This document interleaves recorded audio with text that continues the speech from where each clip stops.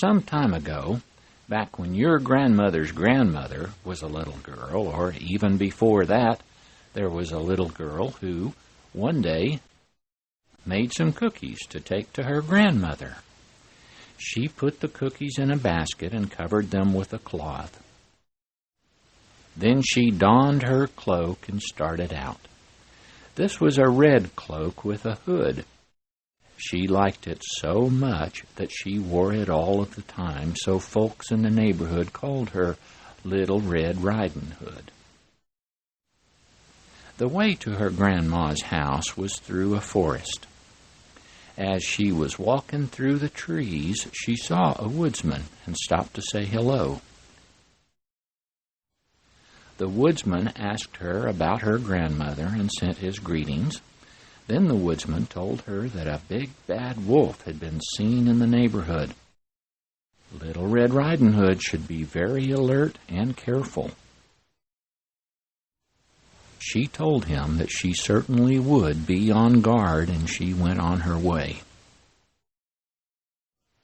Unbeknownst to the woodsman and Little Red Riding Hood, the big bad wolf was hiding in the bushes not far away, and he heard every word of their conversation. He thought that it would be a good idea to eat Little Red Riding Hood for lunch and have her grandma's cookies for dessert. Being a wolf who lived in the woods, he knew a shortcut to Grandma's house. So he arrived there before Little Red Riding Hood did. He started trying to open the door. Little Red Riding Hood's grandmother heard the noise and looked out of the window and saw that it was the big bad wolf rattling her doorknob. She ran quickly and quietly to hide in the closet. The big bad wolf gave up on the locked door and came around to a window. It wasn't locked, so the big bad wolf raised it and climbed in. Looking around, he didn't see the grandmother. He picked up her shawl and her bed cap and put them on. Then he unlocked the door and got into bed and covered up. Soon there was a knock on the door, and Little Red Riding Hood called, "Grandma, it's me, Little Red Riding Hood." The big bad wolf called out, "Come on in, dearie, it's unlocked." Little Red Riding Hood came in and said, "Grandma, are you okay? Your voice sounds very growly." The big bad wolf said, "I have a cold and I'm very hoarse, so I am resting in bed. Come on over here, sweetie." Little Red Riding Hood went closer to the bed and said, "Grandma, what large pointed ears you have." The big bad wolf said, "The better to hear you with, honey bunch. Come closer."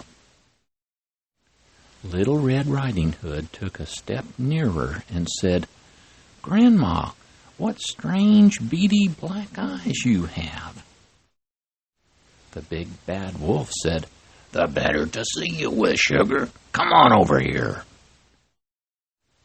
Little Red Riding Hood took another little step and said, "Grandma, what a long pointy nose you have." The big bad wolf said, "The better to smell you with, pumpkin. Come to Granny now."